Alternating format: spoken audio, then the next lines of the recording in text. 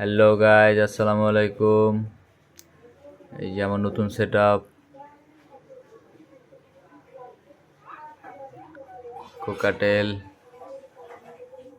টিয়া পাখি সেল করে দিয়েছি। কোকাটেল নিয়ে এসেছি। দেশি পাখি পালা জঘন্য অপরাধ, এই বিদেশি জাত।